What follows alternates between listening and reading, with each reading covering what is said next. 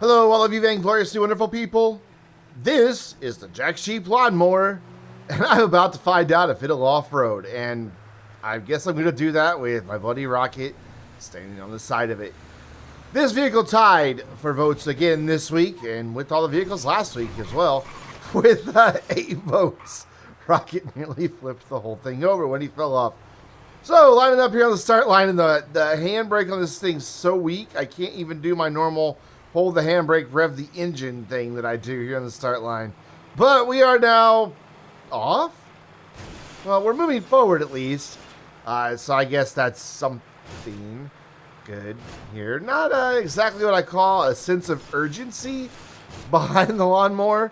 And of course, with the deck being really low, it is dragging and scraping on just everything, making that horrible, horrible sound. Every once in a while, it's even throwing up some sparks. So,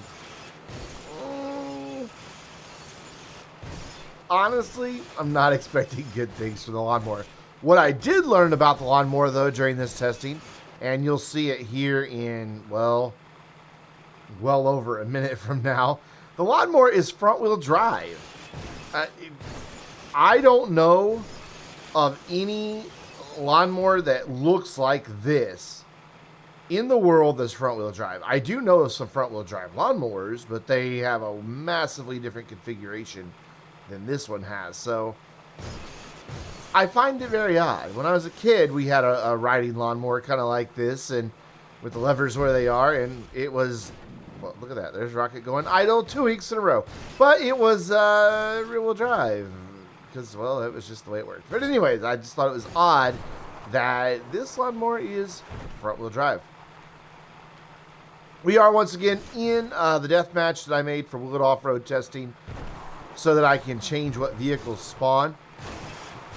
You'll actually remember last week that Rocket was on a lawnmower at one point. Well, I'm pretty sure it's this one because the lawnmower and the golf cart are both currently set to spawn. If you happen to load up that death match if you're on PC, well, that's what you're going to see on a golf cart and a lawnmower, at least where the vehicles I test spawn. Now, over in the parking lot of the gondola place, you're going to find like a couple hydras and something else. I don't remember what else. There's some fun things there.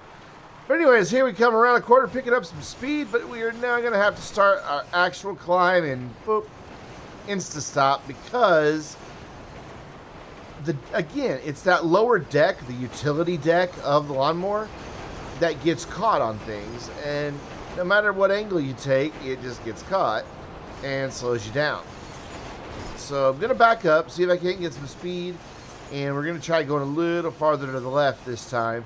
But by now, most vehicles are nearly to the top of Mount Chiliad, and this one hasn't even started the real climb, but even a little farther to the left, not much farther, but a little farther to the left, same thing happened. Going to go a little farther back, see if maybe, possibly, we can get it definitely farther to the left that time. Did get a little farther up the hill, but still not enough to really say that anything good is going to come out of this. So back it up because I did keep trying. We're going to go ahead and throw off up the Will It Off-Road screen because it just won't. We're going to call it a DNF. It's sad, I know, but it is what it is. But I know that you guys are all really here to see these vehicles get thrown off the side of the mountain, or maybe see me try to drive them pitifully in reverse up the mountain. But we're going to go up to the top of Mount Chiliad, fling it off the side, and see what is what for damage. So, revving it up. And away we go. Well, no, because it's front-wheel drive and it didn't have enough speed. Yeah, I can't even get the thing to rock off of here. I'm trying. So instead, we're going to have to back up, get a little speed, and make a running jump this time. It's the first time we've had to do this, and oh, gosh. Nice landing, though. I mean, you know, for starters. But we're going to go ahead and pause right there because I think you can see where this is going. Yeah, so that happened. And I'm gonna let you take another quick look here. Real quick, of course, the damage is the thing is missing in action because my spawn points are way down the mountain and the rider died. But I want you to take a look at this footage in slow motion. So here's where I died, but now look, oh, there it is. It did survive for a while. But anyways, that brings us to our next vehicle. The Invetero Coquette BlackFin. One of my favorite muscle cars in the game. And once again, tying with 8 votes between this and the vehicles last week. And oh my gosh, what a beautiful, beautiful vehicle. You can vote for the vehicles that you want to see featured in Will It Off-Road by clicking on the link in the description down below. You can vote for any vehicle that's in the game. There is a big long list. Those are most of the cars that I currently own, though I do need to get the list updated. And if there's not a car listed that you want to see tested, I will figure out how to English after this very long day here. But, and it has been a long day, but anyway, if there's not a one listed that you want to see tested, well, there's a place at the very bottom that you can write them in. And if you're a Patreon supporter at $5 a month or higher, well, your votes count double. All you have to do is message me on Discord or on Patreon. Let me know what vehicle you voted for, and I will double the votes. And that's simple. So, we are heading up the mountain. Oh, and by the way, speaking of the doubled votes, next week is going to feature at least one vehicle that has a record number of votes at currently 2,000. There might be another vehicle that some people are currently trying to use some Patreon votes to double, but I don't know. We'll have to see. If you want to get an idea of what those cars might be, you can always check the current voting by clicking on the second link in the description down below that has all the results for all the vehicles I tested. There's a third tab that has current voting that is usually up to date. I mean, 99% of the time, it shows you exactly what's been voted for. The only time it's not is when somebody writes in a car that I currently don't have, that's never been voted for before, and I just haven't had a chance to update the spreadsheet yet. But once I get the spreadsheet updated, then every vote starts counting and it updates in real time. So I do love the BlackFin. It's a beautiful car. I love the way it drives. For the longest time, after Ill-Gotten Gains came out, I don't remember if this was part 1 or part 2, but after Ill-Gotten Gains came out, the BlackFin was actually quite competitive in the muscle class with the regular Dominator, the Dukes, and this kind of dominating muscle races. It wasn't until we really got, I believe, the Dominator race car, maybe, that the muscle car class really kind of lost some of that competitive edge, which is sad. But it's doing fairly well for a muscle car. I mean, you know, muscle cars like to spin their wheels. They don't get the best traction in the dirt to begin with, you know, because they have a lot of low-end torque to get it spinning, and, you know, they don't handle turns and traction very well, but this one does all right.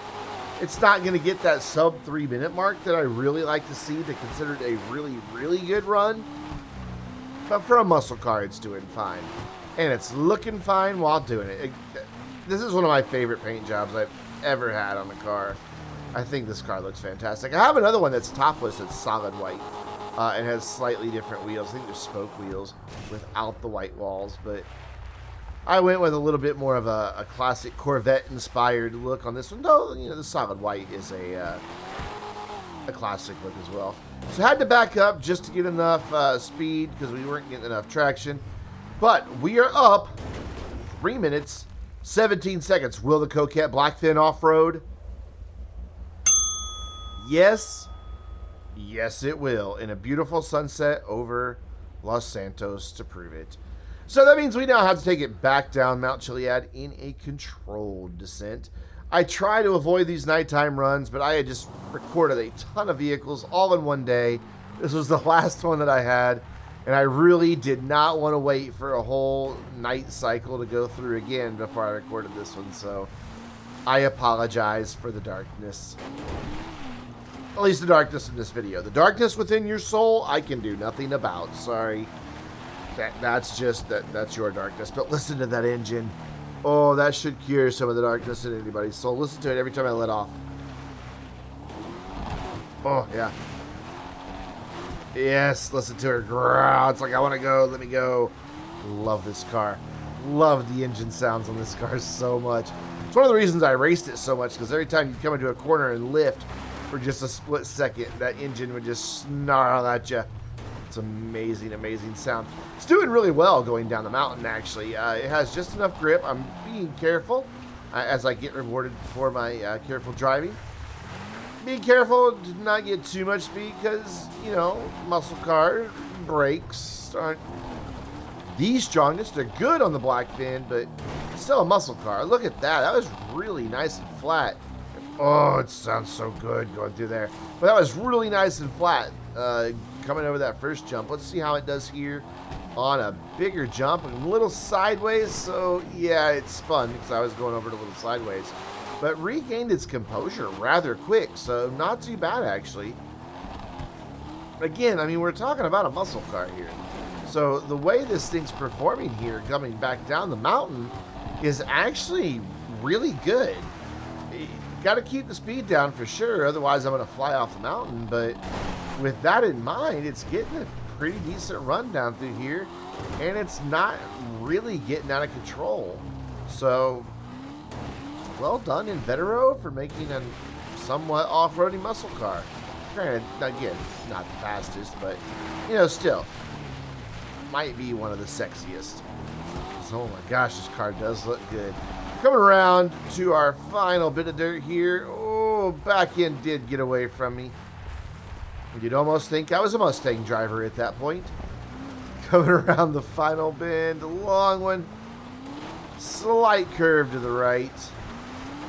And then we are back down onto asphalt, where we can get a little bit more speed, but not too much, because these curves are a little weird and bumpy and bouncy, and so I've kicked the back end out.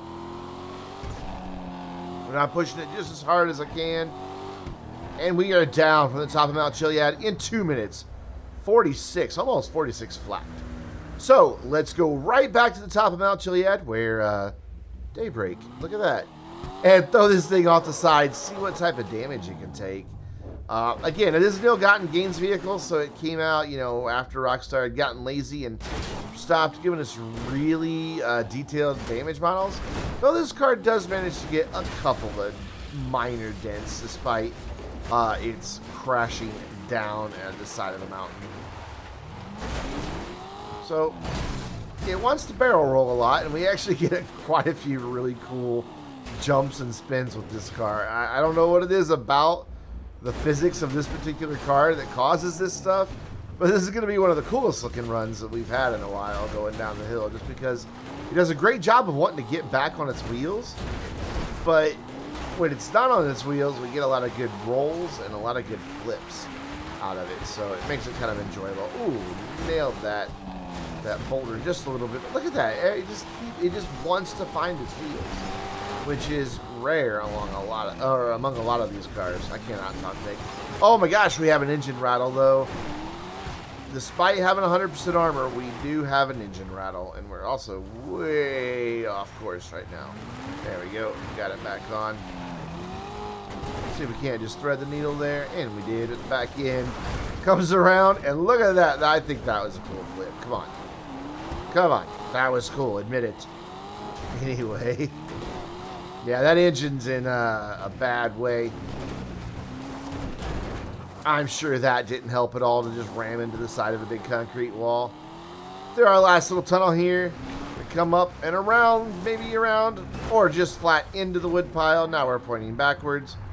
Gonna gun it a little bit too much, wind up backwards, so here's gonna be a cool finish for our damage descent.